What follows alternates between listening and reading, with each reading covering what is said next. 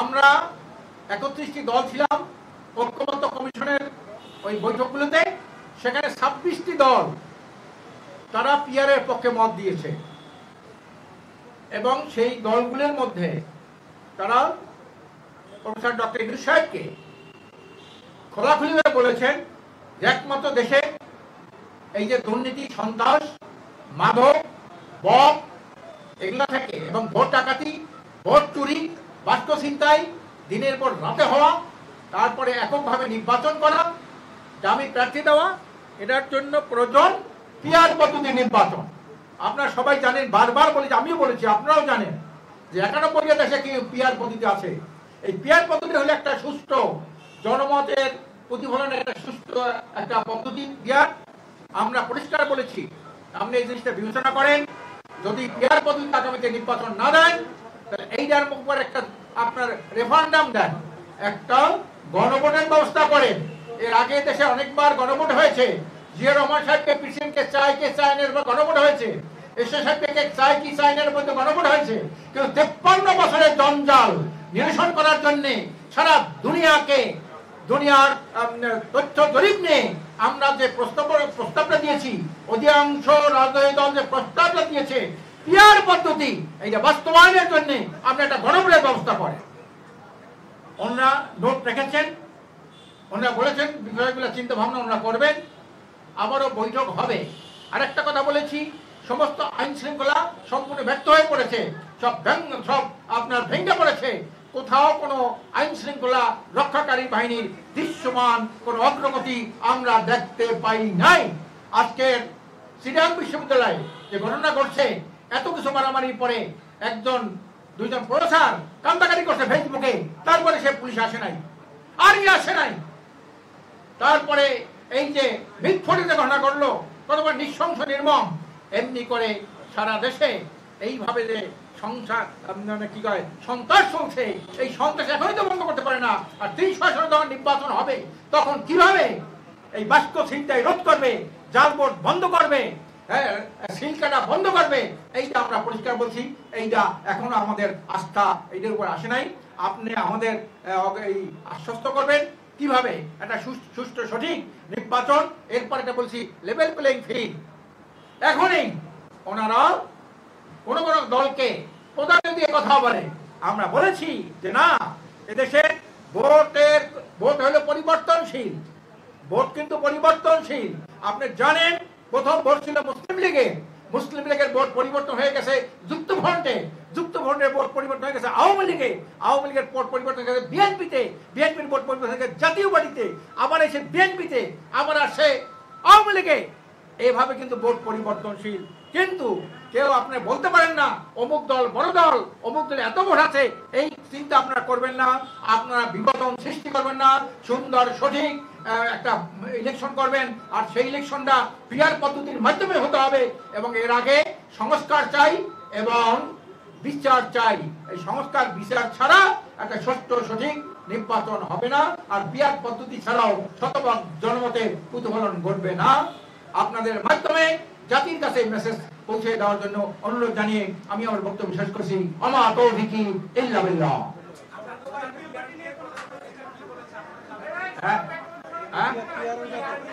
পিআরের ব্যাপারে উনি নোট করেছেন, নিজ হাতে নোট করেছেন। আসার সময় বলছেন উনি এই বিষয়টা বিবেচনা করবেন। আগামীতে আবার বৈঠক হবে, বৈঠকে আরো আলোচনা হবে। দেখেছেন নির্বাচনটা কিভাবে সুষ্ঠু সঠিক হবে, সুরাক পদ্ধতি হবে এবং সঠিক নির্বাচন যাতে না হয়, একটা শক্তি অপশক্তি ওনার বিরুদ্ধে ষড়যন্ত্র করতেছে সেটা বলার জন্য উনি ডাকছেন।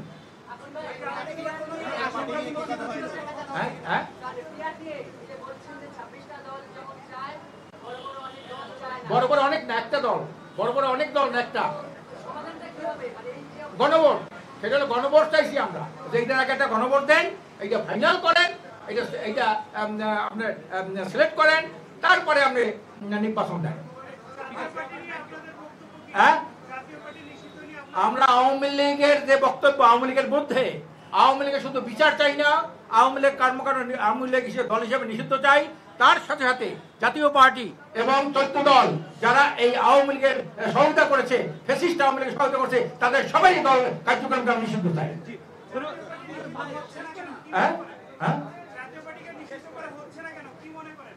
যারা আওয়ামী লীগকে নিষিদ্ধ করার ব্যাপারে ভূমিকা রেখেছে, যারা চুপ্পু সাহেবের পদত্যাগকে বিরোধিতা করেছে, তারাই কিন্তু জাতীয় পার্টিকে কালকের পত্রিকা দেখেছেন।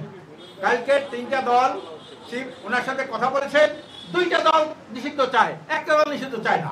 কারা চায় না পত্রিকা দেখেছেন আপনারা। আবার ধন্যবাদ আপনাকে। ইসলামী আন্দোলন বাংলাদেশের পক্ষ থেকে, বিশ্বের চরমানের পক্ষ থেকে আপনাদের সালাম ও শুভেচ্ছা। তোমার বোনটা একটু নিচে নামাইলাম, ওই যে ফেসে ঝামেলা হয়।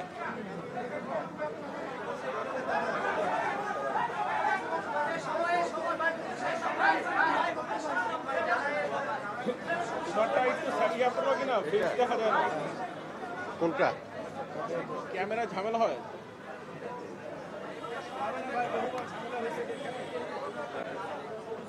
ঠিক আছে।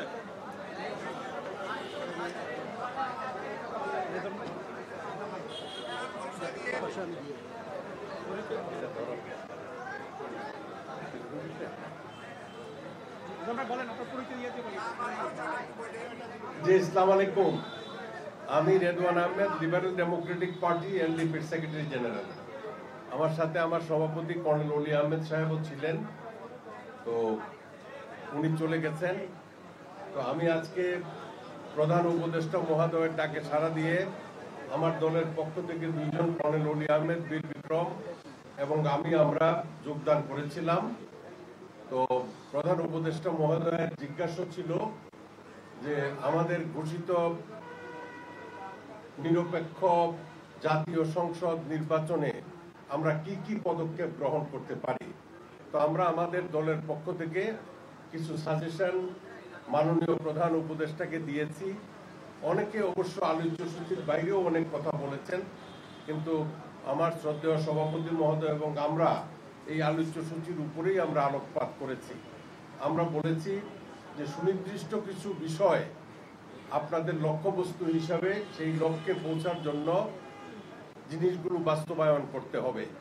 যেমন আমাদের দেশের যে প্রশাসনিক ব্যবস্থা, এই প্রশাসনিক ব্যবস্থা উন্নতি করবে তেমন কোনো বাস্তবমুখী পদক্ষেপ আমাদের এই অন্তর্বর্তীকালীন সরকার এখন পর্যন্ত গ্রহণ করতে পারে নাই।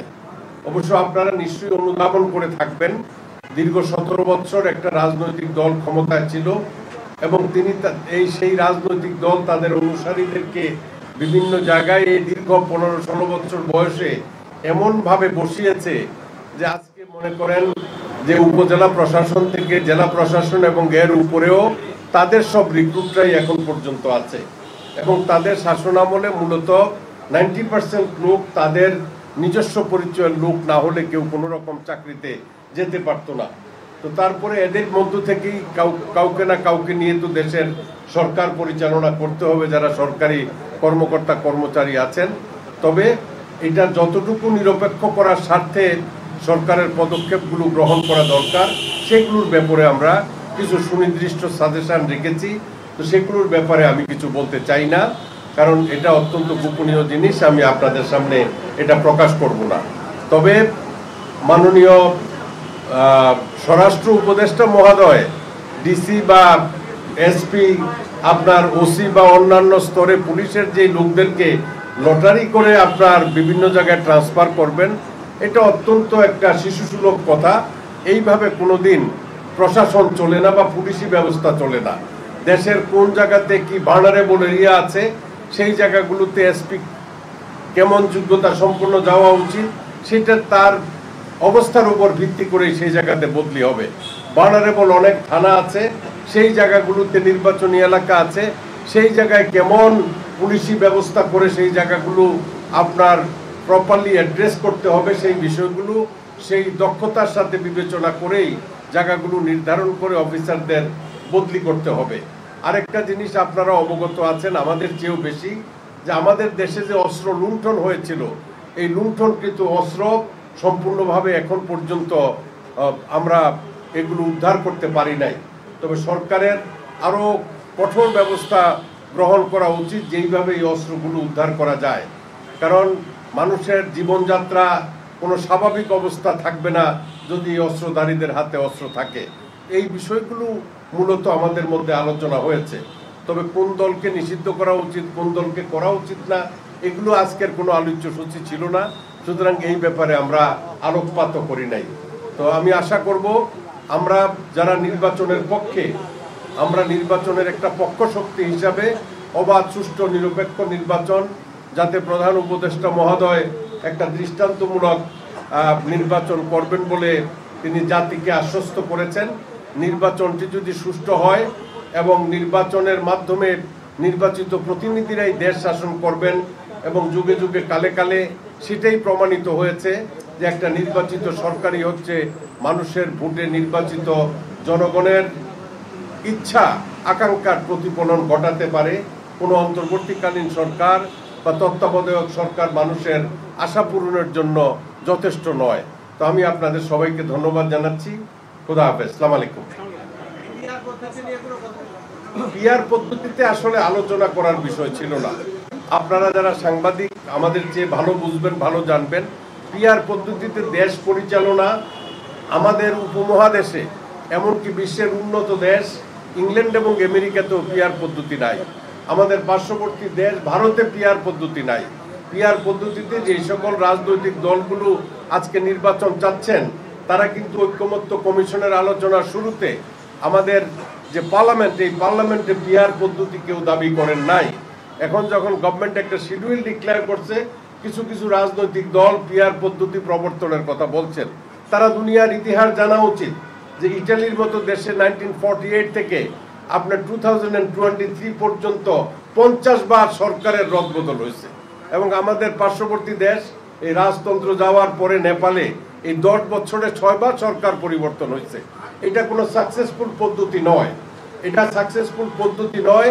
সেই কারণে আমরা যারা দীর্ঘদিন রাজনীতির সাথে সম্পৃক্ত, আমরা মনে করি যে আমাদের দেশে আসন ভিত্তিক নির্বাচন, নেতা নির্বাচন করবে, এলাকার নির্বাচিত হবেন ওই এলাকার যারা ভোটার আছে তাদের ইচ্ছার উপরে, একটা দলের মার্কার উপরে ভোট দিবেন আর নেতারা সংসদ সদস্য পাঠাবেন। এই পদ্ধতি কিন্তু আমাদের দেশের শতভাগ লোক বিশ্বাস করে না। এই পিআর পদ্ধতি আমাদের কাছে পরিচিত না। এবং তিনি মাওলানা সাহেব আমার আগে যে কথা বললেন, ওনার নামটা আমি ভুলে গেছি, উনি যেখানে যান পিআর পদ্ধতির কথাই বলেন। তো সেই পদ্ধতি বলতে উনি কি বুঝাইতে চাইছেন সেটা উনি বলতে পারেন। তবে আমরা পিআর পদ্ধতির পক্ষে না, আসন ভিত্তিক নির্বাচনের পক্ষে। এবং বাংলাদেশের যারা মানুষের কাছে পৌঁছার মতো আপনার দক্ষতা, অভিজ্ঞতা আছে, তারা কেউ কোনোদিন পিআর পদ্ধতি চাইবে না। আনুপাতিক হারে নির্বাচিত প্রতিনিধি হোক, সেটাকে সমর্থন করবে না। আপনাদের সবাইকে ধন্যবাদ।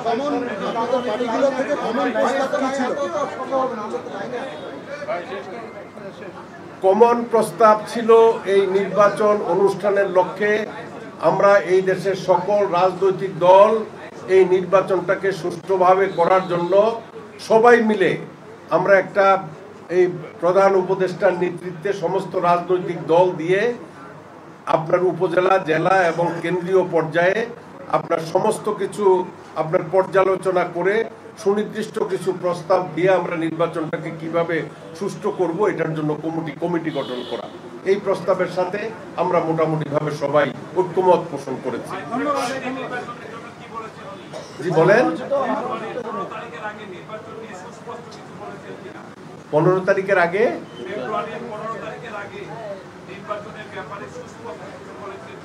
সুস্পষ্ট, এটা তো ইলেকশন শিডিউল যেটা ডিক্লারেশন হবে নির্বাচন কমিশন দেবে, এর বাইরে উনি তেমন কিছু আমাদেরকে বলেন নাই।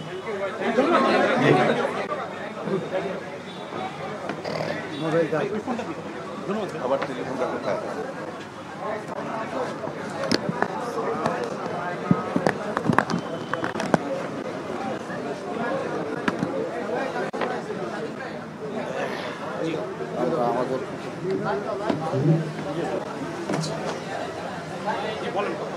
আসসালামু আলাইকুম ওয়া রাহমাতুল্লাহি ওয়া বারাকাতুহু। প্রিয় সাংবাদিক বন্ধুগণ,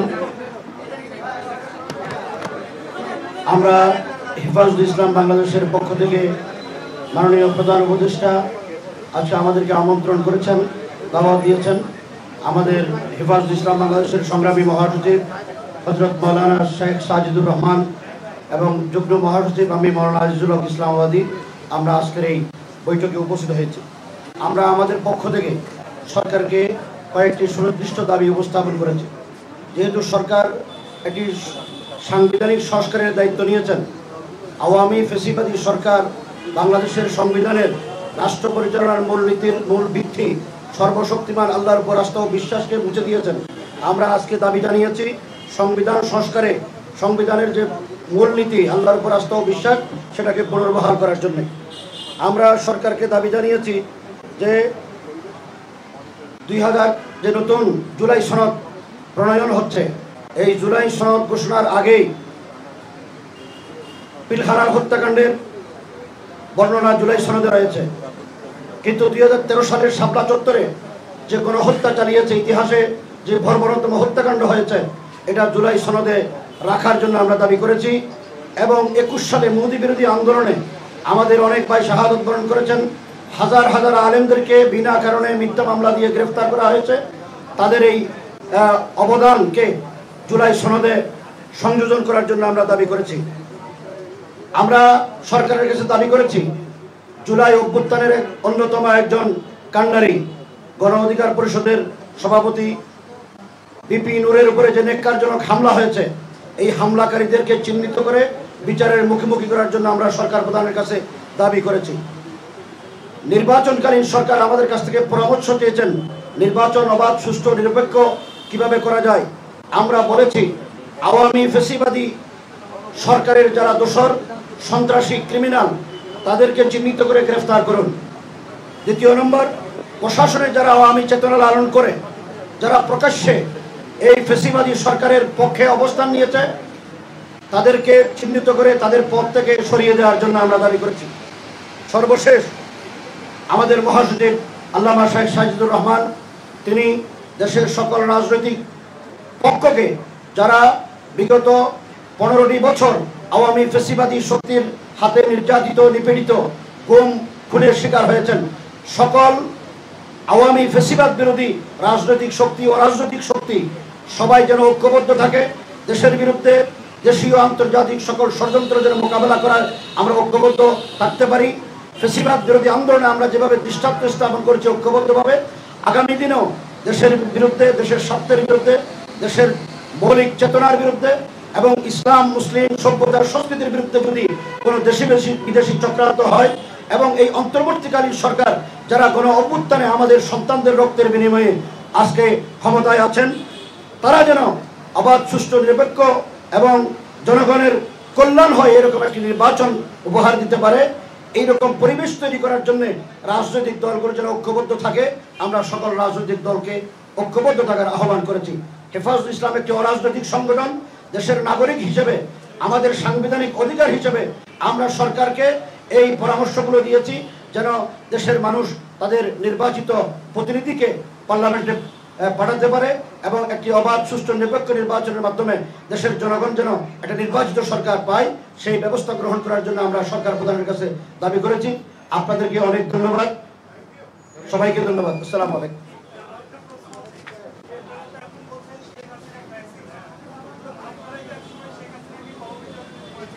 আপনাদের জানা দরকার হেফাজত ইসলাম কোন সময় হাসিনাকে কওমি জননী উপহার দেয় না। এটা কওমি মাদ্রাসা বোর্ডের পক্ষ থেকে হাসিনার লালিত একজন গোপালগঞ্জের বাইতুল মুকাররমের খতিব মাওলানা রুহুল আমিন উপহার দিয়েছে, তাকে কওমি জননী উপহার দিয়েছিলেন হেফাজত ইসলাম। ধন্যবাদ আপনাদের।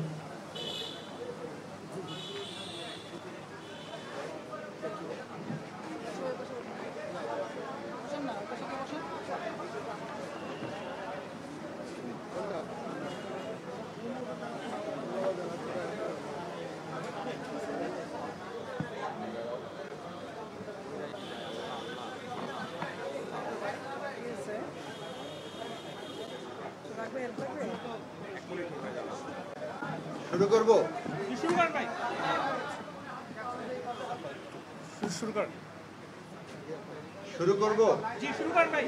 প্রিয় সাংবাদিক বন্ধুগণ, সবাইকে সালাম এবং শুভেচ্ছা। আসসালামু আলাইকুম। আমরা আজকে মাননীয় প্রধান উপদেষ্টার ডাকে রাজনৈতিক দলগুলোর সাথে তিনি বৈঠক করতে চেয়েছেন, সেই বৈঠকে অংশ নিয়েছি গণসংহতি আন্দোলনের পক্ষ থেকে। আমার বাঁ দিকে আছেন আমাদের গণসংহতি আন্দোলন কেন্দ্রীয় রাজনৈতিক পরিষদের অন্যতম সদস্য তাসলিমা আখতার। আমার ডান দিকে আছেন আমাদের কেন্দ্রীয় সম্পাদক মণ্ডলীর অন্যতম সদস্য বাচ্চু ভূঁইয়া। আমি গণসংহতি আন্দোলনের প্রধান সমন্বয়কারীর দায়িত্ব পালন করি। আমার নাম জোনায়েদ সাকিব। আপনাদের সংক্ষেপে কথা বলি। প্রথমত, আমরা আজকে মাননীয় প্রধান উপদেষ্টা নির্বাচন বিষয়ে কথা বলেছেন। তিনি বলেছেন যে একটা সুষ্ঠু নির্বাচন করার জন্য, এবং তিনি যে ইতিমধ্যে সময়সীমা ঘোষণা করেছেন আগামী 2026-এর মধ্য ফেব্রুয়ারির মধ্যে আগামী জাতীয় নির্বাচন অনুষ্ঠানের কথা।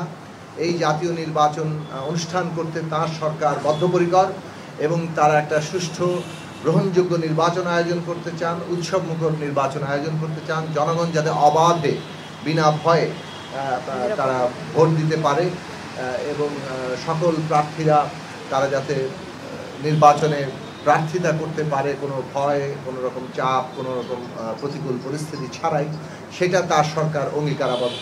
সেই ক্ষেত্রে তিনি রাজনৈতিক দলগুলোর কাছ থেকে পরামর্শ চেয়েছেন, তিনি সহযোগিতা চেয়েছেন। সেই পরিপ্রেক্ষিতে আমরা যেটা বলেছি যে আমরা দুটো বিষয়কে এখন নির্বাচনের ক্ষেত্রে একটা গুরুত্বপূর্ণ বলতে পারেন যে বিষয়, যেগুলো আমাদের জন্য সমস্যাজনক হয়ে উঠতে পারে, সেই বিষয়ে আমরা চিহ্নিত করেছি। একটা হচ্ছে যে এই সরকারের যে অন্তর্বর্তী সরকার যেভাবে রাষ্ট্র পরিচালনা করছে, রাষ্ট্রীয় প্রতিষ্ঠানগুলো পুনর্গঠনের যে কর্তব্য তাদের সামনে ছিল, সেই পুনর্গঠন যথার্থ হয়নি, এবং পুনর্গঠন যথার্থ হয়নি বলেই সারা দেশে আইন শৃঙ্খলা পরিস্থিতি, তারপরে নানাভাবেই যে প্রতিষ্ঠানগুলোর ভূমিকা, সেগুলো নানা রকম প্রশ্নের জন্ম দিচ্ছে। যেমন আপনারা জানেন যে নীলফামারীতে একজন শ্রমিক ইতিমধ্যে নিহত হয়েছেন, এবং সেখানে একটা বড় আকারে শ্রমিকদের দাবির পরিপ্রেক্ষিতে ব্যাপক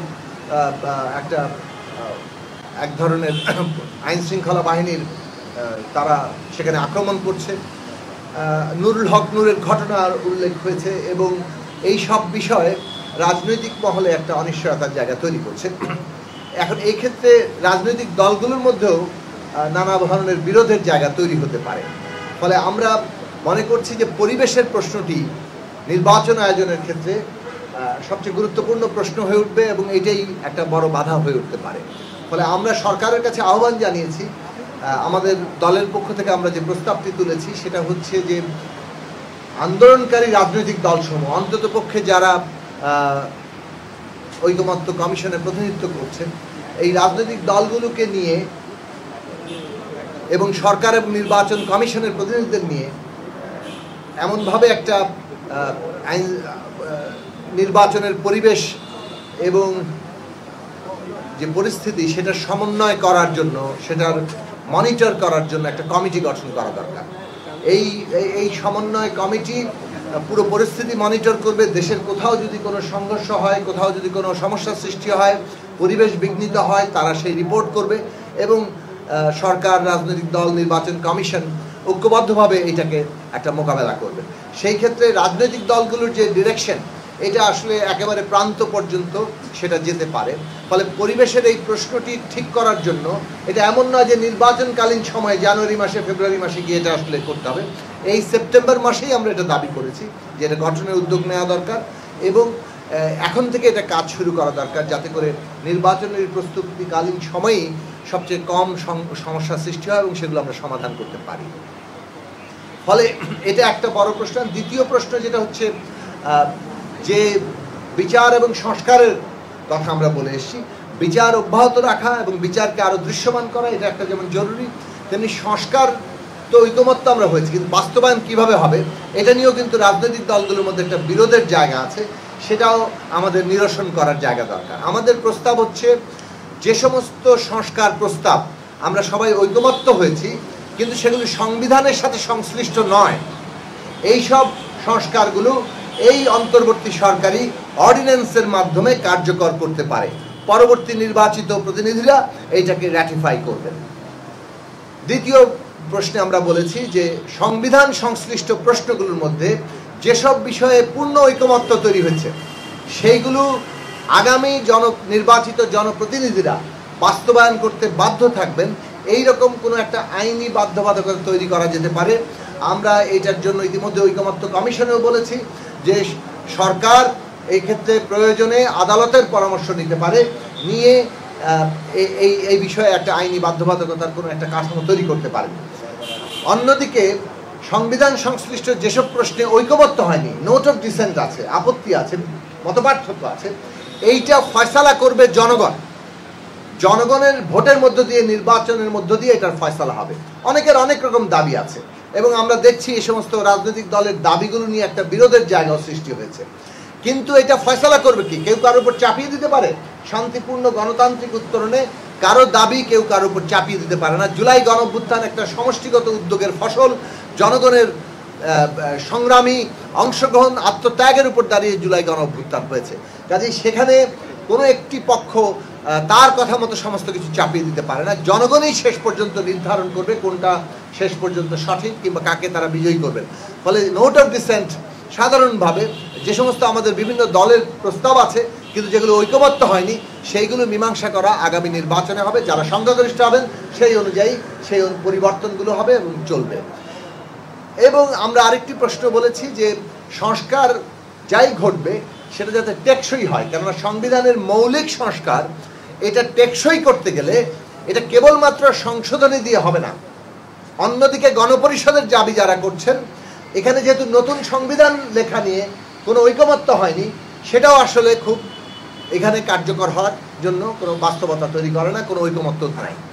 সংস্কারই একমাত্র প্রশ্ন যেখানে সকলের ঐকমত্য আছে এবং বিদ্যমান সংবিধানের মৌলিক সংস্কার আমরা করার বিষয়ে অনেকগুলো প্রশ্নে আমরা একমত হয়েছি। এই মৌলিক সংস্কারটা জনগণের অনুমোদন নিয়ে, এখতিয়ার নিয়ে আগামী সংসদ যাতে করে, সেইটার জন্য আগামী সংসদ নির্বাচনের নাম হওয়া উচিত সংবিধান সংস্কার পরিষদের নির্বাচন। এটা একই সাথে সংবিধানের মৌলিক সংস্কারের অনুমোদন পাবে, অন্যদিকে 5 বছর ধরে জাতীয় সংসদ হিসেবে সরকার গঠন এবং রাষ্ট্র পরিচালনার কাজও করবে। এই দুটো বিষয় একসাথে ক্ষমতাপ্রাপ্ত জনগণের কাছ থেকে হয়ে তারা এটা করতে পারে। এই সব প্রশ্নগুলো আমাদের প্রস্তাব, যৌক্তিকভাবে আমরা তোলার চেষ্টা করেছি। আমরা চাই এটা ন্যূনতম জাতীয় ঐক্যের মধ্য দিয়ে একটা গণতান্ত্রিক উত্তরণ যাতে আমরা করতে পারি। বিচার সংস্কার নির্বাচন এই গণতান্ত্রিক উত্তরণের জন্য অপরিহার্য। বিচার সংস্কার নির্বাচন এবং নির্ধারিত পথরেখায়, অর্থাৎ সরকার যা যা পথরেখা তৈরি করেছেন সেই পথরেখায় বিচার সংস্কার নির্বাচন মধ্য ফেব্রুয়ারির মধ্যে আগামী 26-এ, এইটা বাংলাদেশের এখন প্রধান জাতীয় স্বার্থ। একে ক্ষতিগ্রস্ত করে এমন যে কোনো তৎপরতা আমাদের জাতীয় স্বার্থের বিরুদ্ধে যাবে। ফলে নির্বাচনকে কোনোভাবে ক্ষতিগ্রস্ত করে এমন কোনো তৎপরতা কোনো পক্ষ করবেন না। রাজনৈতিক দলগুলো এই বিষয়ে সচেতন থাকবেন, সজাগ থাকবেন, কেননা তাদের মধ্যকার বিরোধ এই অবস্থাকে একটা অত্যন্ত খারাপের দিকে নিতে পারে, বড় খাদের দিকে নিতে পারে। আমরা এইসব প্রশ্নগুলো বলেছি। আমরা বলেছি আরও প্রয়োজনীয় পরামর্শ এবং আমাদের প্রস্তাব সুনির্দিষ্ট করে আমরা দেব। মাননীয় প্রধান উপদেষ্টা বলেছেন আজকের বৈঠক কেবল শুরু মাত্র, তারা আরও বসবেন এবং আমরা তখন এই আলোচনাগুলো করতে পারবো। আমরা বলেছি রাজনৈতিক দলগুলোর মধ্যে আলাদা আলাদাভাবে না বসে একসাথে বসার জন্য কোনো রকম শ্রেণী বিভাগ করা, কে বড় ছোট কিংবা কাউকে দাওয়াত করা কাউকে দাওয়াত না করা, এইসব প্রশ্নগুলো অন্তর্বর্তী সরকারের পক্ষপাতমূলক আচরণ হিসেবেই গৃহীত হবে। কাজেই কোনো রকম পক্ষপাতমূলক আচরণ যাতে অন্তর্বর্তী সরকার না করে তার জন্য আমরা তাদেরকে অনুরোধ করেছি। ধন্যবাদ।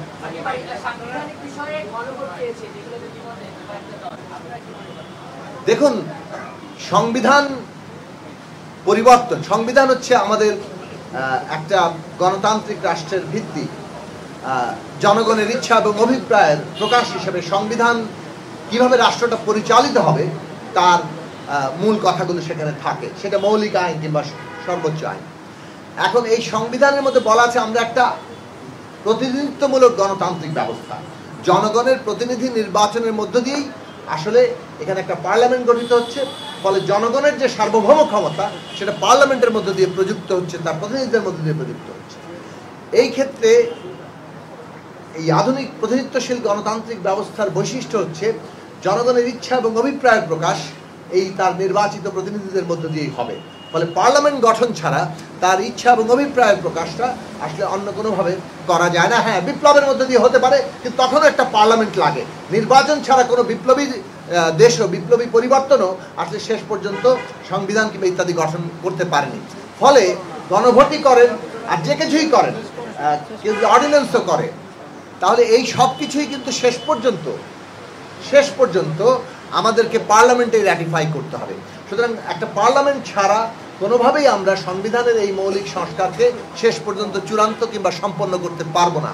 অতএব আমাদের দলের দিক থেকে আমরা মনে করি যে একটা সংবিধান সংস্কার পরিষদের নির্বাচনই বাংলাদেশের এই সাংবিধানিক মৌলিক পরিবর্তন, জনগণের আশাকাঙ্ক্ষার প্রকৃত রূপায়ণ ঘটাতে পারে।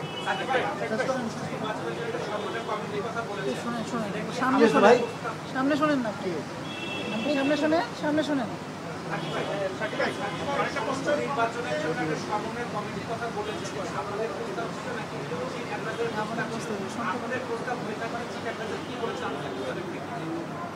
আমাদেরই প্রস্তাব ছিল, আমাদের দলদের দিক থেকে, গণসংহতি আন্দোলনের দিক থেকে আমরা এই কমিটির সমন্বয় কমিটির প্রস্তাবটি তুলেছি, মনিটরিং সমন্বয় কমিটি। অন্যান্য দল এটা সমর্থন করেছেন। যেটা হচ্ছে যে এই বিষয়ে মাননীয় প্রধান উপদেষ্টা কোনো সুনির্দিষ্ট কথা বলেন। তিনি বলেছেন আপনাদের প্রস্তাবগুলো অত্যন্ত গুরুত্বপূর্ণ, তিনি তার প্রত্যেকটা নোট নিয়েছেন এবং তারা বসবেন এবং তারপর তারা এই বিষয়ে তাদের পদক্ষেপ নেবেন। এই বিষয়ে কোনো আলোচনা হয়নি। আপনাদের সবাইকে ধন্যবাদ। ওরা দেখুন, রাজনৈতিক দল সম্পর্কে আমরা আমাদের পরিষ্কার কথা বলেছি, আওয়ামী লীগ কিংবা যে কোনো তার সহযোগী দল সম্পর্কে যাদের বিরুদ্ধে অপরাধের সুনির্দিষ্ট অভিযোগ আছে তারা বিচারে আওতায় আসতে হবে। দল হিসেবে আওয়ামী লীগ সহ কোনো দলের দায় কতটুকু সেটাও বিচারিক প্রক্রিয়ার মধ্যে দিয়ে সম্পন্ন হতে হবে। আপনাদের সবাইকে ধন্যবাদ।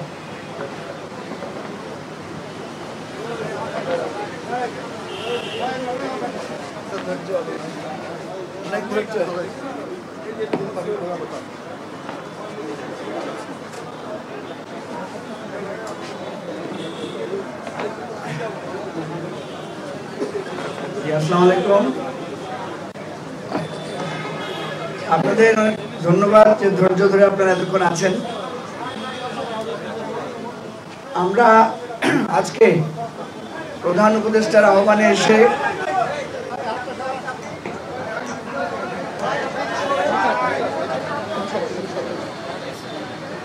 এবি পার্টির পক্ষ থেকে আমরা 5টি বিষয়ে কথা বলেছি। প্রথমত আমরা আমাদের একটা অবজারভেশন দিয়েছি যে আমরা বলেছি যে সরকারের কার্যক্রমে সমন্বয় ও দৃঢ়তা এবং সুশৃঙ্খলতার খুব অভাব আমরা দেখতে পাচ্ছি। বিশেষ করে নুরুল হক নূর আহত হওয়া এবং চট্টগ্রাম বিশ্ববিদ্যালয়ে যে ঘটনা ঘটেছে সেখানে আমরা দেখেছি যে সরকার এবং আইন শৃঙ্খলা রক্ষাকারী বাহিনীর মধ্যে এক ধরনের সমন্বয় এবং নিয়ন্ত্রণ বা কর্তৃত্বের একটা ঘাটতি আছে। এইটা যদি কেটে না ওঠে, সরকারের নিয়ন্ত্রণ, দৃঢ়তা এবং সমন্বয় যদি না হয়, তাহলে নির্বাচন নিয়ে যে সংশয় আমরা এখন দেখতে পাচ্ছি বিভিন্ন মহলে, এই সংশয়টা কাটবে না বলে আমরা দৃঢ়ভাবে আমরা মত প্রকাশ করেছি। এবং যে ঘটনাগুলো একটার পর একটা ঘটছে, এটার মধ্য দিয়ে সরকারের কর্তৃত্ব প্রশ্নবিদ্ধ হচ্ছে।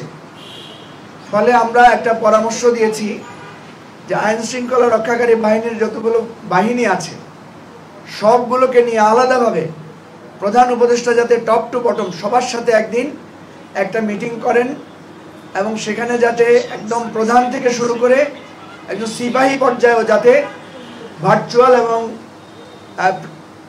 ফিজিক্যাল এই যৌথ সমন্বয়ে যাতে ওনারা একটা মিটিং করেন এবং প্রফেসর ইউনূস যাতে তাদের সবাইকে এই রাষ্ট্রের এই আইন শৃঙ্খলা পরিস্থিতি রক্ষার ব্যাপারে দৃঢ়ভাবে ভূমিকা নেন, সেটা আমাদের অনুরোধ ছিল। আমরা জাতীয় ও জেলা উপজেলা পর্যায়ে সব রাজনৈতিক দলগুলোকে নিয়ে একটা সমন্বিত কমিটি করার কথা বলেছি, যাতে স্থানীয়ভাবে আসন কেন্দ্রিক যতগুলো ঝামেলা হয় যাতে সেখানে রাজনৈতিক দলগুলোর একটা ভূমিকা থাকে এবং আইন শৃঙ্খলা রক্ষাকারী বাহিনীর দায়িত্ব সেখানে কিছুটা হলেও লাঘব হয়। এই পরামর্শটা আমরা দিয়েছি। নির্বাচন কমিশনের আমরা যে গিয়েছিলাম সেখানে আমাদের অভিজ্ঞতা আমরা মাননীয় প্রধান উপদেষ্টার সাথে শেয়ার করেছি। প্রধান নির্বাচন কমিশনার বলেছেন যে ওনার এন্টায়ার টিমের মধ্যে নিরপেক্ষ নির্বাচন করেছে এরকম অভিজ্ঞতা সম্পন্ন লোক নাই। তাদের অভিজ্ঞতা হচ্ছে বিগত 3টি বৈষম্যমূলক এবং ভুয়া নির্বাচনের। ফলে আমরা একটা অনুরোধ করেছি যে যারা এক্সপার্ট ইলেকশন পরিচালনা করেছে অতীতে, যারা রিটার্নিং অফিসার হিসেবে খ্যাতির সাথে কাজ করেছে, এরকম এক্স গভর্নমেন্ট অফিসিয়ালদেরকেও এবং আমলাতন্ত্রের ভিতরে যদি এরকম লোক থাকে তাদেরকে যাতে এখানে চুক্তিভিত্তিতে হলেও নিয়োগ দিয়ে হলেও তাদেরকে দিয়ে কাজ করানো যায়।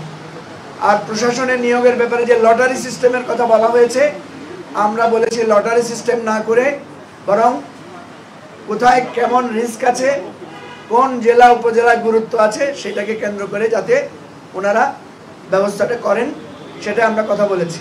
আপনাদের সবাইকে ধন্যবাদ। আমরা ওখানে 3-4 মিনিটের বেশি কথা বলার কেউ সুযোগ পাই নাই। এখানে 30 মিনিট ধরে কথা বলার কোনো মানে হয় না। ধন্যবাদ সবাইকে। আসসালামু আলাইকুম।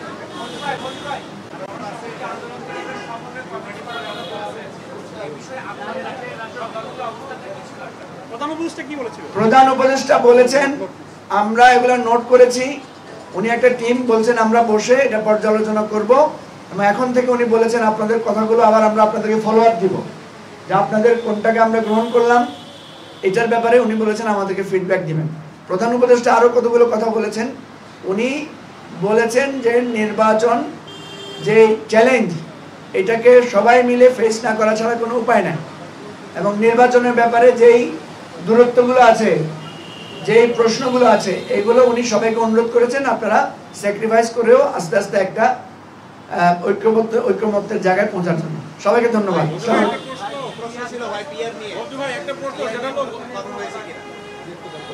পিআর নিয়ে কেউ কেউ কথা বলেছেন, আমাদের ফোকাস ছিল ইলেকশনের আমরা কি কি থ্রেট দেখতে পাচ্ছি এবং আমাদের পরামর্শ কি ছিল সেগুলো। বন্ধু ভাই, গতকাল পরশুদিন হলো জামায়াত ইসলাম অভিযোগ করেছিল যে নীল নকশার নির্বাচনের দিকে আগাচ্ছে, এটা বিষয়ে কোনো কথা হয়েছে কিনা আজকের মিটিংয়ে? আমি আবারও বলছি, প্রত্যেকটা রাজনৈতিক দল 3 থেকে 4 মিনিটের বেশি কথা বলার সুযোগ পায় নাই সেখানে, বা আমরাও মনে করি না যে এর বেশি কথা বলা দরকার। ফলে এখানে আমি যদি 30 মিনিট বক্তৃতা দিই, এটা এমন হবে যে আমি যা বলি না এখানে সে তা বলছি। আমরা যা বলেছি সেটা এখানে বলতে চাই, এর বেশি আলোচনা করতে চাই না। সবাইকে ধন্যবাদ। আসসালামু আলাইকুম।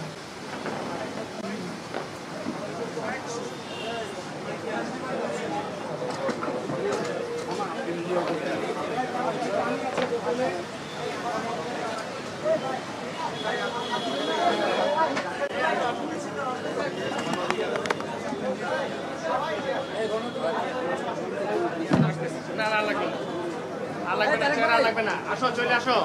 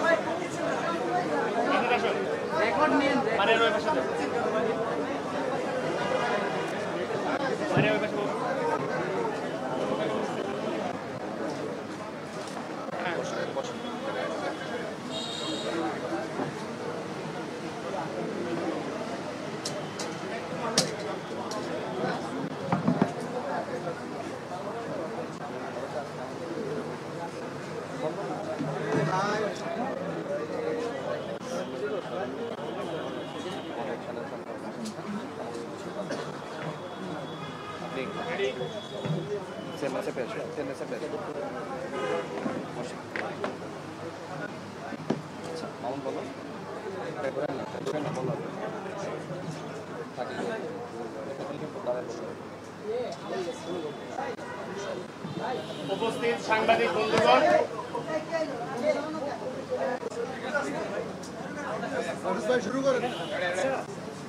গণ অধিকার পরিষদের পক্ষ থেকে আজকে প্রধান উপদেষ্টার সাথে আমাদের 2টি বৈঠক অনুষ্ঠিত হয়েছে। প্রথম বৈঠকটি হয়েছে অন্যান্য রাজনৈতিক দলের সাথে। পরবর্তী সময়ে আমাদের দলের সভাপতি জনাব নুরুল হক নূর যে হামলায় আহত হয়েছেন তার বিষয়েও তার স্ত্রী এখানে এসেছেন, তাকে নিয়ে সহধর্মিনী এখানে এসেছেন, তাকে নিয়ে আলাদা আমরা একটি মিটিং করেছি। সেই বিষয়ে এখন বিস্তারিত আপনাদের সামনে কথা বলবেন ডাকসুর সাবেক বিপি গণ অধিকার পরিষদের সভাপতি জনাব নুরুল হক নূরের সহধর্মিনী। মারিয়া আক্তার লুনা, মারিয়া আক্তার লুনা, মারিয়া আক্তার লুনা। এই নাম সহ বলবেন, নাম সহ বলবেন। আসসালামু আলাইকুম, আমি মারিয়া আক্তার লুনা, ডাকসুর সাবেক ভিপি নুরুল হক নূর, গণ অধিকার পরিষদের সভাপতি নুরুল হক নূরের স্ত্রী।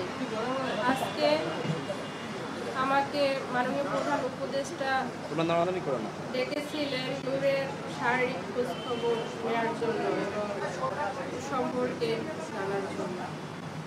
তো সে ওর বর্তমান শারীরিক অবস্থার খোঁজখবর নিয়েছেন এবং যে ঘটনার যে ন্যাক্কারজনক হামলা ওর উপরে হয়েছে তার আইনগত দুঃখ প্রকাশ করেছেন এবং আইনগত ব্যবস্থা নেওয়ার আশ্বস্ত করেছেন। সাথে সাথে ওর উপরে যে গুরুতর হামলা হয়েছে তার যে শারীরিক কন্ডিশন সবকিছু বিবেচনা করে বিগত দিনেও যে তার উপরে আর এখন বর্তমান অবস্থা সেটার উপর বিবেচনা করে ওকে বাহিরে উন্নত চিকিৎসার ব্যবস্থার ব্যাপারে তারা আশ্বস্ত করেছে। এটুকুই বলার জন্য।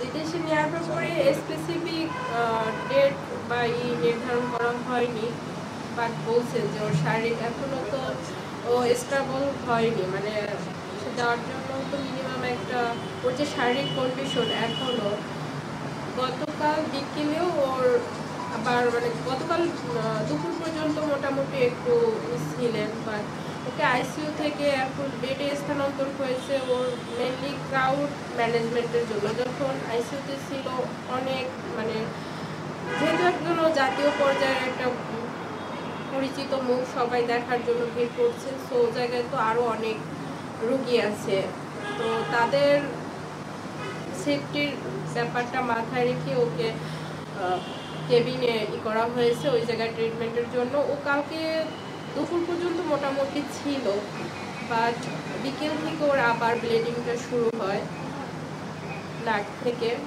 আর রাত 12টার পরে আবার বমি মানে যেহেতু আপনারা তো জানেন যে ওর যেহেতু ব্রেইনে হ্যামারেজ, সো ওই জায়গা থেকে আর আজকে দুপুরেও মানে আজকে সকাল থেকেই ওর একটু অস্বাভাবিক মানে ও হয়তো আগে তাকাতো বা পরিচিত কাউকে দেখলেও কথা বলতে চায় বা চাইতো, বাট কথা বলতে গেলেও হঠাৎ করে স্টপ হয়ে যাচ্ছে, কথা বলতে ওভাবে পারতেছে না। সো এই জিনিসগুলো বিবেচনা করে শারীরিক অবস্থা দেখে তারা উদ্যোগ নেবে। এখন ওর শারীরিক অবস্থা স্টেবল যার কারণে। আচ্ছা, আমি এই বিষয়ে একটু অ্যাড করি। আজকে মাননীয় প্রধান উপদেষ্টা তিনি আমাদের দল গণ অধিকার পরিষদকে ডেকেছিলেন। আজকে দুটি বৈঠক অনুষ্ঠিত হয়েছে রাজনৈতিক দলগুলোর সাথে, যে বৈঠক সেটি নিয়ে আমি পরবর্তীতে কথা বলবো। এরপরে নুরুল হক নূর সহ গণ অধিকার পরিষদের নেতাকর্মীদের উপরে যে বর্বর হামলা হয়েছে সেই হামলার বিষয়ে জানার জন্য এবং সরকারের পক্ষ থেকে কি পদক্ষেপ গ্রহণ করা হচ্ছে সেটি আমাদেরকে অবহিত করার জন্য মাননীয় প্রধান উপদেষ্টা আমাদের সাথে একদমই আলাদাভাবে একটি বৈঠক করেছেন। সেই বৈঠকে আমি রাশেদ খান উপস্থিত ছিলাম, আমার পাশে দলের সিনিয়র যুগ্ম সাধারণ সম্পাদক হাসান আল মামুন ছিলেন এবং আমাদের ডাকসুর সাবেক ভিপি গণ অধিকার পরিষদের সভাপতি নুরুল হক নূরের সহধর্মিণী মারিয়া আক্তার লুনা তিনি উপস্থিত ছিলেন। মাননীয় প্রধান উপদেষ্টা ছাড়াও আরো 3 জন উপদেষ্টা সেখানে উপস্থিত ছিলেন। উপদেষ্টা আসিফ নজরুল স্যার, আদিলুর রহমান শুভ্র এবং পরিবেশ উপদেষ্টা রেজওয়ানা আপা। সেখানে খোলামেলা আলোচনা হয়েছে, সরকারের পক্ষ থেকে যেটি জানানো হয়েছে, নুরুল হক নূর সহ আমাদের উপরে যে হামলা হয়েছে, এই হামলার প্রেক্ষিতে আজকে সরকারের পক্ষ থেকে দুঃখ প্রকাশ করা হয়েছে এবং একই সাথে সরকার এই ঘটনায় অত্যন্ত উদ্বিগ্ন সেটি তারা আমাদেরকে জানিয়েছেন। সরকার আরও যেটি আমাদেরকে জানিয়েছেন, মাননীয় প্রধান উপদেষ্টা, যেহেতু নুরুল হক নূর আওয়ামী ফ্যাসিজমের বিরুদ্ধে লড়াই করতে গিয়ে 22 বার হামলার শিকার হয়েছেন এবং সর্বশেষ অন্তর্বর্তীকালীন সরকারের আমলে যেভাবে দুটি বাহিনীর সদস্যরা তাকে চারিপাশ থেকে ঘিরে ধরে রক্তাক্ত করেছে, মাননীয় প্রধান উপদেষ্টা তিনি এই ঘটনায় উদ্বেগ প্রকাশ করেছেন যে আমাদের আমলেও যে ছেলেটি আওয়ামী লীগের আমলে এতটা মার খেলো, সে যদি আমাদের আমলেও মার খায় সেটি আমাদের জন্য অত্যন্ত দুঃখজনক। এই জন্য সরকারের পক্ষ থেকে যে তদন্ত কমিটি গঠনের কথা আমাদেরকে জানিয়েছিলেন, আজকে আইনি উপদেষ্টা মাননীয় প্রধান উপদেষ্টার সামনে যেটি বলেছেন, আজকে রাতের মধ্যে সেই বিচার বিভাগীয় তদন্ত কমিটি প্রকাশ করা হবে এবং যেহেতু নুরুল হক নূরের মগজের উপরে যে খুবই নরম হাড় থাকে সেটা ক্ষতিগ্রস্ত হয়েছে। আজকে সকালেও আমি ঢাকা মেডিকেলে গিয়েছি, সেখানে নুরুল হক নূরের সাথে কথা বলার চেষ্টা করেছি, যদিও তিনি কথা বলতে পারছেন না। আমি উপস্থিত থাকা অবস্থায় দেখেছি যে নুরুল হক নূরের নাক দিয়ে ব্লিডিং হচ্ছে। তিনি যখন কাশি দিচ্ছেন তখন কাশির সাথে রক্ত বের হচ্ছে এবং তিনি একদমই প্রায় কথা বলতে পারছেন না। খুব কষ্ট করে আমার সাথে কয়েকটি কথা তিনি বলেছেন। তিনি বলেছেন যে ভাই আমার খুব কষ্ট হচ্ছে। তো আমরা প্রধান উপদেষ্টাকে এই বিষয়গুলো জানিয়েছি এবং যে ঘটনাকে কেন্দ্র করে এই হামলা হয়েছে, যারা এই ঘটনার সাথে জড়িত, সেই বিষয়গুলো আমরা খোলামেলা প্রধান উপদেষ্টাকে জানিয়েছি। সামগ্রিক বিষয় শুনে তিনি আমাদেরকে জানিয়েছেন সরকারের পক্ষ থেকে সিদ্ধান্ত নেওয়া হয়েছে নুরুল হক নূরকে উন্নত চিকিৎসার জন্য বিদেশে নেওয়া হবে এবং এটি সরকারের চূড়ান্ত সিদ্ধান্ত, সেটি সরকার আমাদেরকে জানিয়েছেন। অর্থাৎ যারা হামলা করেছে তাদের বিরুদ্ধে সরকার ব্যবস্থা গ্রহণ করবে, নুরুল হক নূরকে উন্নত চিকিৎসার জন্য বিদেশে নিয়ে যাওয়া হবে এবং পরিবারের প্রতি তিনি সহমর্মিতা প্রকাশ করেছেন। তিনি আশ্বস্ত করেছেন আমাদের নুরুল হক নূরের সহধর্মিণীকে তিনি যেন একদমই টেনশন না করেন। নুরুল হক নূর এই সরকারেরই পার্ট, মানে এইভাবে বোঝানোর চেষ্টা করেছেন যে আপনারা তো সরকারের বাইরের কেউ না, এই রাজনৈতিক দলগুলোর সম্মতিতে এই সরকার গঠিত হয়েছে, সুতরাং নুরুল হক নূরের পাশে মাননীয় প্রধান উপদেষ্টা তার সর্বোচ্চ দিয়ে থাকবেন, সেটি আমাদেরকে প্রধান উপদেষ্টা জানিয়েছেন। এই পর্যায়ে আমাদের এই মানে সাংবাদিক সম্মেলন এই পার্ট শেষ। আমরা পরবর্তীতে রাজনৈতিক দলগুলোর সাথে যে আলোচনা হয়েছে সেই বিষয়ে আমরা কথা বলবো। আমরা একটু এটা শেষ হোক। দেখেন, সরকার নিজে দায়িত্ব নিয়েছে এবং বিচার বিভাগীয় তদন্ত কমিটি গঠন করেছে। আজকে রাতেই সেই কমিটি পাবলিশ করবেন। যেহেতু এই ঘটনার সাথে সেনাবাহিনীর কতিপয় সদস্য এবং পুলিশ বাহিনীর কতিপয় সদস্য জড়িত, সরকার তদন্ত করে এই ঘটনার ব্যবস্থা নেবেন, সেটি আমাদেরকে জানিয়েছেন। তারপরেও এই ঘটনায় যেহেতু ভুক্তভোগী নুরুল হক নূর তিনি আসলে মামলা করার অবস্থার মধ্যে নাই, তারপরেও আমাদের দলের আইনজীবীরা তারা মামলা করার ব্যাপারে তারা এখনো পর্যন্ত আলোচনা করছেন। আশা করি আমাদের দলীয় ফোরামে আলোচনা সাপেক্ষে এবং একই সাথে যিনি ভিকটিম নুরুল হক নূরের সাথে আলোচনা করে আমরাও আমাদের দলের পক্ষ থেকে আইনি ব্যবস্থা গ্রহণ করব। কিন্তু সরকার আমাদেরকে যেটি জানিয়েছেন যে তারা এই ঘটনার সুষ্ঠু তদন্ত করবেন এবং যাতে করে নিরপেক্ষ তদন্ত হয়, যারা মূল অপরাধী তারা বের হয়ে আসে তাদের যথাযথ শাস্তির ব্যবস্থা করতে পারে সেই উদ্যোগ সরকারের পক্ষ থেকে নেওয়া হবে। ধন্যবাদ। আমরা পরবর্তী বিষয়ে আলোচনা করব দ্বিতীয় পার্টে। Thank you.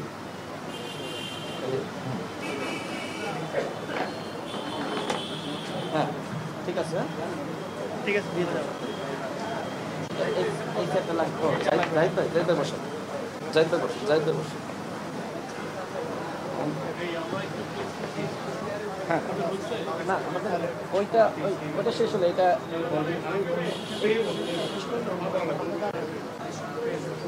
এই বিষয়ে 5 মিনিট বলে শেষ। ওটা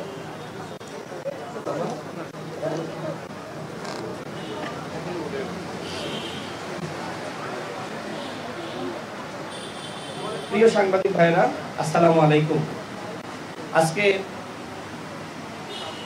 রাজনৈতিক দলের সাথে দ্বিতীয় ধাপে মাননীয় প্রধান উপদেষ্টা বৈঠক করেছেন।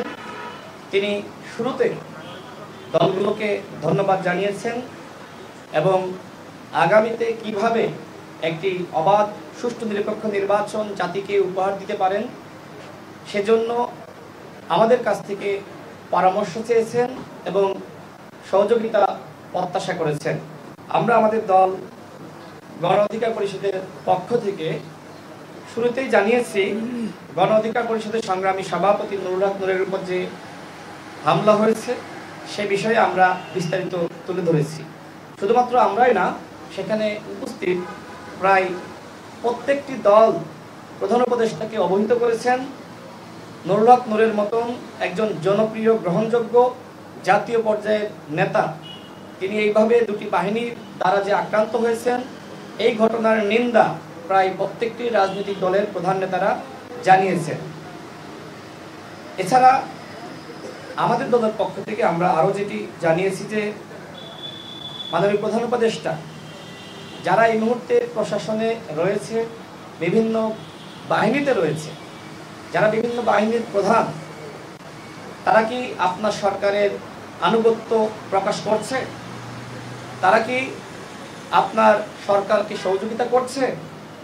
আমরা মাঠ পর্যায়ে কাজ করার মাধ্যমে যেটি দেখছি যে প্রশাসন এবং যারা আমলারা রয়েছে, যারা সরকারি কর্মকর্তারা রয়েছে, তারা আপনাদেরকে সহযোগিতা করছে না, যে কারণে আমাদের কাছে মনে হচ্ছে যে দুটি সরকার পাশাপাশি অবস্থান করছে, একটি আপনারা আর একটি অদৃশ্য সরকার। এটি আমরা খোলামেলা আজকে প্রধান উপদেষ্টাকে জানিয়েছি।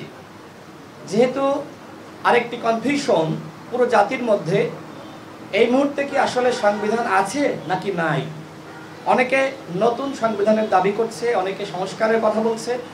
তার প্রেক্ষিতে আমি মাননীয় প্রধান উপদেষ্টার কাছে জানতে চেয়েছি, সরকারের পক্ষ থেকে স্পষ্ট করা দরকার, সংবিধান কি নতুনভাবে তৈরি করা হচ্ছে নাকি হবে, নাকি যে সংবিধান আমাদের আছে সেই সংবিধানের আপনারা সংস্কার করছেন, সেটি জাতির সামনে সরকারের পক্ষ থেকে স্পষ্ট করুন।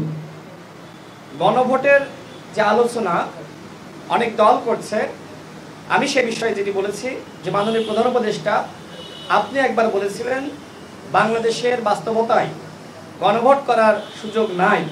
সেক্ষেত্রে যেহেতু রাজনৈতিক মহলে গণভোটের আলোচনা আছে, এক্ষেত্রে আসলে আপনার সরকার কি ভাবছে সেটি আপনাদের পক্ষ থেকে স্পষ্ট করা দরকার। আমরা আরো যেটি বলেছি, আমরা যারা ফ্যাসিবাদ বিরোধী শক্তি ছিলাম তাদের ভিতরে অনৈক্য, বিভাজন এবং এই বিভাজনের সুযোগে গণ অধিকার পরিষদের সংগ্রামী সভাপতি নুরুল হক নূরের উপরে হামলা হয়েছে, এটা বলা যায় এক ধরনের টেস্ট কেস। তো সেক্ষেত্রে দলগুলোর মধ্যে, ফ্যাসিবাদ বিরোধী শক্তির মধ্যে একতা ফিরিয়ে আনার ব্যাপারে আপনার সরকার কি ভাবছে এবং আপনারা কি করতে চান সেটি আমাদেরকে আপনারা অবহিত করুন। আমাদের দলের পক্ষ থেকে যে প্রস্তাব করা হয়েছে, যেহেতু একটি অবাধ সুষ্ঠু নিরপেক্ষ নির্বাচনের জন্য রাজনৈতিক পরিবেশ খুবই গুরুত্বপূর্ণ, কিন্তু এই যে নির্বাচনকে কেন্দ্র করে যে ধরনের সংকট বা যে ধরনের হাঙ্গামা সৃষ্টি হতে পারে, আমি বলছি না হবে, সম্ভাবনা রয়েছে, সেই সম্ভাবনার সাথে কিন্তু রাজনৈতিক দলগুলোই যুক্ত থাকবে। সেক্ষেত্রে রাজনৈতিক দলগুলো যদি একটা পরিষদের মধ্যে অন্তর্ভুক্ত থাকে তাহলে কিন্তু তারা অবজারভার হিসেবে সরকারকে সহযোগিতা করতে পারবে। এই জন্য আমরা বলেছি সরকারের পক্ষ থেকে বাংলাদেশে যারা ফ্যাসিবাদ বিরোধী শক্তি আছে, দল আছে, তাদের প্রত্যেকটা দলের প্রতিনিধিদের মাধ্যমে একটি রাজনৈতিক পরিষদ গঠনের প্রস্তাব আমাদের দল গণ অধিকার পরিষদের পক্ষ থেকে করা হয়েছে। আজকের এই আলোচনায় স্পষ্টভাবে যেটি প্রত্যেকটা দল বলার চেষ্টা করেছে যে আমাদের প্রতিবেশী রাষ্ট্র ভারত তারা একটি চক্রান্ত করছে যাতে করে এই অন্তর্বর্তীকালীন সরকার ব্যর্থ হয় এবং আগামী ফেব্রুয়ারি মাসে নির্বাচনের যে আলোচনা হয়েছে, নির্বাচন করার যে সিদ্ধান্ত গৃহীত হয়েছে, সেই নির্বাচন যাতে না হয়, সেক্ষেত্রে আমাদের সকলে যাতে ভারতের এই আধিপত্যবাদের বিরুদ্ধে সতর্ক থাকে সেই ব্যাপারে আমরা জানিয়েছি সরকারকে। এছাড়া আরও যেটি সরকারকে অবহিত করা হয়েছে যে আপনাদের সরকারের 1 বছর অতিবাহিত হয়েছে, কিন্তু শেখ হাসিনা 16 বছরে সচিবালয়ে, পুলিশে, বিভিন্ন বাহিনীতে, গোয়েন্দা সংস্থায়, বিভিন্ন দপ্তরে, সেক্টরে যে আওয়ামী ফ্যাসিবাদ তৈরি করেছিল সেটার কোনো পরিবর্তন হয়নি। সেক্ষেত্রে এই ফ্যাসিবাদী কর্মকর্তাদেরকে স্বপদে বহাল রেখে আদৌ কি আবাদ সুষ্ঠু নিরপেক্ষ নির্বাচন জাতিকে উপহার দেওয়া সম্ভব কিনা সেই ব্যাপারে প্রধান উপদেষ্টাকে আমাদের দল গণ অধিকার পরিষদের পক্ষ থেকে জানানো হয়েছে। আরেকটি বিষয় আমরা যেটি জানিয়েছি যে নির্বাচন কোন পদ্ধতিতে হবে, বিদ্যমান যে পদ্ধতিতে এই 53 বছরে বাংলাদেশে নির্বাচন হয়েছে সেই পদ্ধতি নাকি এখন বিভিন্ন দল যে ধরনের কথা বলছে, বিভিন্ন পদ্ধতির কথা বলছে, আপনার সরকার তো আসলে সব বিষয়ে খোলামেলা আলোচনা করেনি। সুতরাং সরকারের পক্ষ থেকে যদি আমাদেরকে স্পষ্ট করেন যে আপনারা কোন পদ্ধতিতে নির্বাচন করতে চান তাহলে কিন্তু এই ধোঁয়াশা কেটে যায়।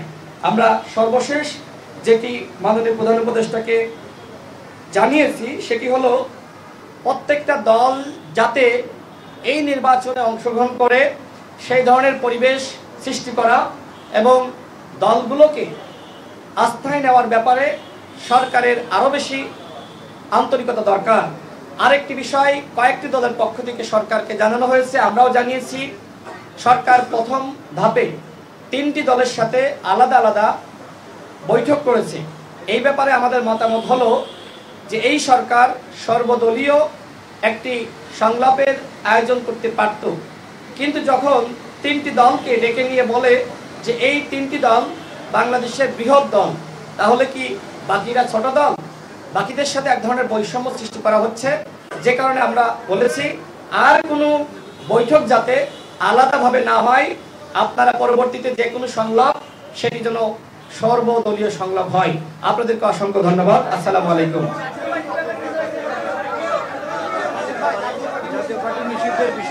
আচ্ছা দেখেন, আমরা আমাদের দলের পক্ষ থেকে প্রধান উপদেষ্টার সাথে যে আলাদা বৈঠক অনুষ্ঠিত হয়েছে সেখানে আমরা স্পষ্টভাবে বলেছি মাননীয় প্রধান উপদেষ্টা আমাদের কাছে তথ্য আছে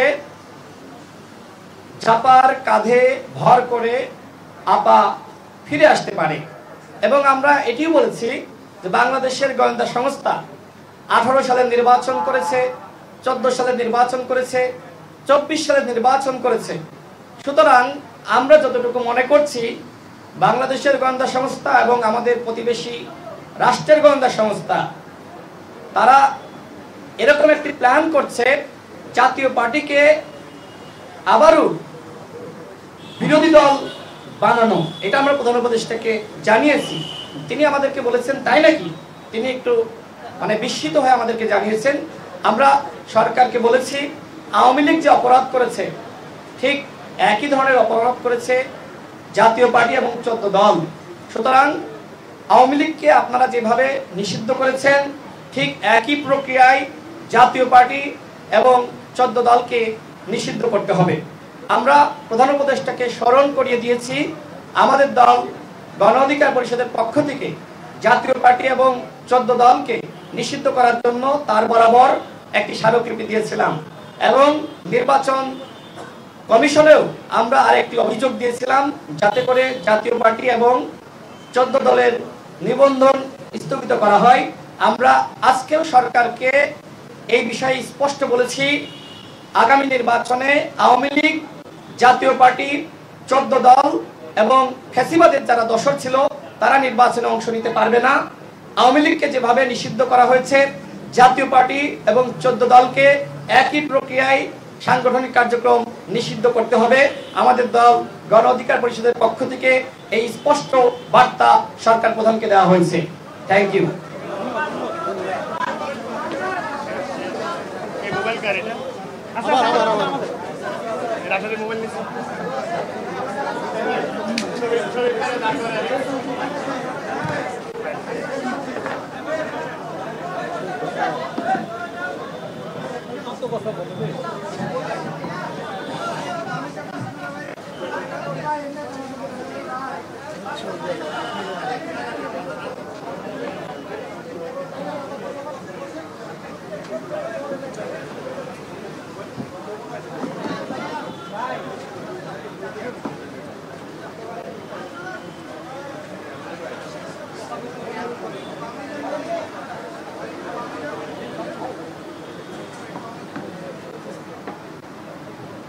আসসালামু আলাইকুম।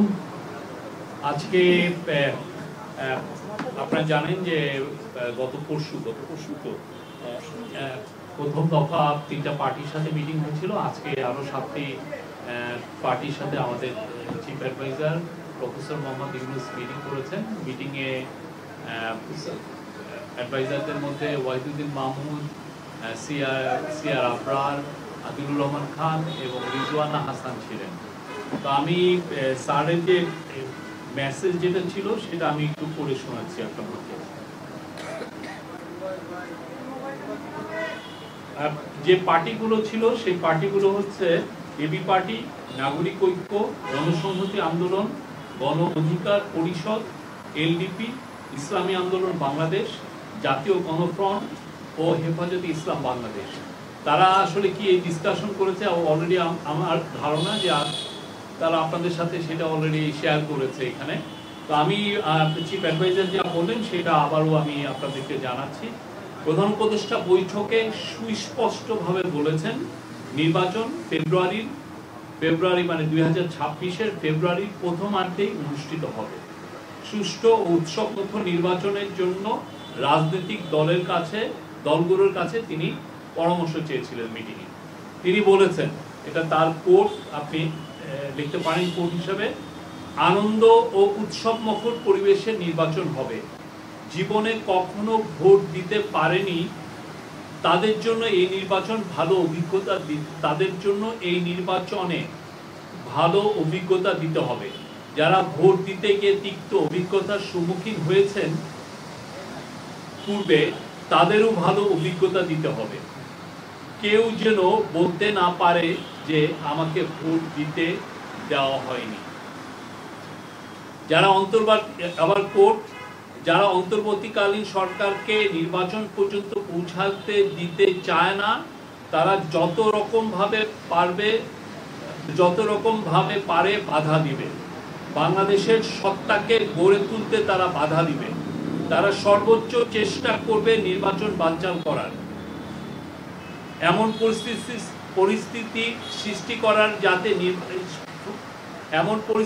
সৃষ্টি করার চেষ্টা করবে যাতে নির্বাচন না হয়।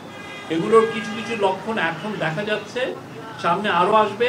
এই জন্য আমাদের আরো সতর্ক হতে হবে। আমাদের চেষ্টা হবে নির্বাচন করার, এবং নির্বাচন ফেব্রুয়ারির প্রথমার্ধে অনুষ্ঠিত হবে। নির্বাচিত সরকারের হাতে আমরা ক্ষমতা হস্তান্তর করব। এবারে নির্বাচন অনন্য নির্বাচন, এটা অন্তর্বর্তীকালীন সরকারের নির্বাচন নয়, এটা এদেশের সকল মানুষের, সকল রাজনৈতিক দলের নির্বাচন। এই নির্বাচনের আকাঙ্ক্ষা হলো ভবিষ্যতের বাংলাদেশ নির্মাণের। এই নির্বাচন হবে নিজেদের পায়ে দাঁড়ানোর সাহস অর্জনের, নিজের ভঙ্গিতে দেশ পরিচালনার নির্বাচন। এই নির্বাচন অন্য কোনো দেশের থাবা মারার কোনো নির্বাচন এই নির্বাচনে অন্য কোনো দেশের থাবা মারার কোনো সুযোগ যেন না থাকে। আমরা এই নির্বাচন আয়োজনে আপনাদের সর্বাত্মক সমর্থন চাই। আবার বলেছেন প্রতি পদে পদে বাধা আসবে, সবার মনে দ্বন্দ্ব তৈরি করার চেষ্টা করবে, আমরা যেন সঠিক থাকি, স্থির থাকি, সবাই একসাথে সহযোগিতা করি। এই ছিল ওনার বক্তব্য। আর উনি দুর্গাপূজার বিষয়েও মিটিংয়ে বলা হয়েছে যে সামনে দুর্গাপূজায় আমাদের সবার দায়িত্ব হলো শান্তিপূর্ণ পরিবেশ নিশ্চিত করা। অনেক গন্ডগোল তৈরি করতে চাইবে অনেকে, তারা সব রকমের চেষ্টা করবে। এ বিষয়ে সবাইকে সতর্ক থাকার আহ্বান জানিয়েছেন।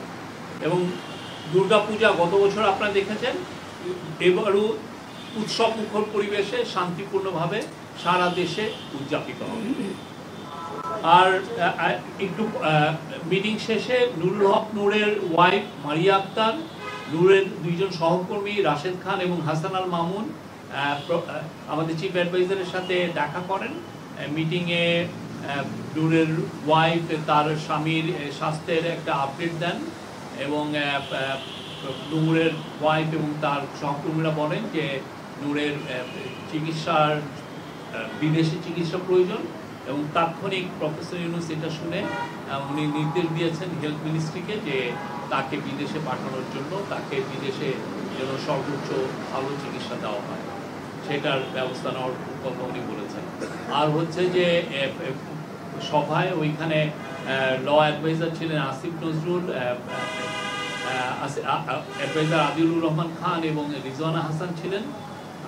আসিফ নজরুল জানিয়েছেন যে 1 সদস্য বিশিষ্ট একটি জুডিশিয়াল কমিটি করা হয়েছে। এটার নেতৃত্বে থাকবেন জাস্টিস আলী রেজা। এটার গ্যাজেট আমরা আশা করছি আগামীকালের মধ্যে এটা পাবলিশ হবে। জাতীয় পার্টি নিয়ে ওনারা দাবি করছে, সে বিষয়ে কোনো এই বিষয়টা আমি বলবো যে যারা যে পার্টি যে বলছেন সেগুলোর উপরে আপনারা করবেন। আমরা এর বিষয়ে আর কোনো কথা বলতে চাচ্ছি। এখানে প্রায় সব রাজনৈতিক দলই মানে নির্বাচনের জন্য সমন্বয় কমিটি বা রাজনৈতিক পরিষদ করার কথা বলেছে।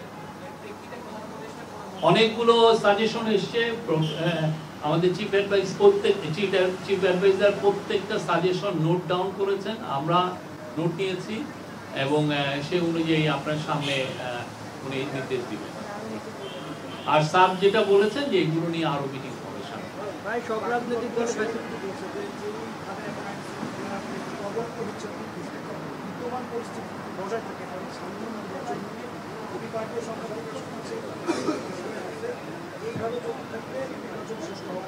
আমরা মনে করি নির্বাচনকে সামনে রেখে যত ধরনের প্রস্তুতি নেওয়ার দরকার আমরা সবগুলো প্রস্তুতি নিচ্ছি এবং নির্বাচন শান্তিপূর্ণভাবে হবে।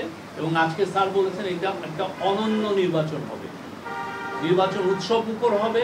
আমরা সবাই আমাদের পরিবার পরিজন নিয়ে ভোট দিতে যাব এবং এটা একটা যাতে এই উৎসবটা সারা জীবন মানুষজন মনে রাখে। প্রায় সব রাজনৈতিক দলই ফ্যাসিবাদের দোষর যারা প্রশাসনে আছে তাদেরকে বহাল রেখে সুষ্ঠু নির্বাচন সম্ভব না বলে জানিয়েছে সরকার। কি আজকে এই কথাটা এসছে, আমরা নোট নিয়েছি।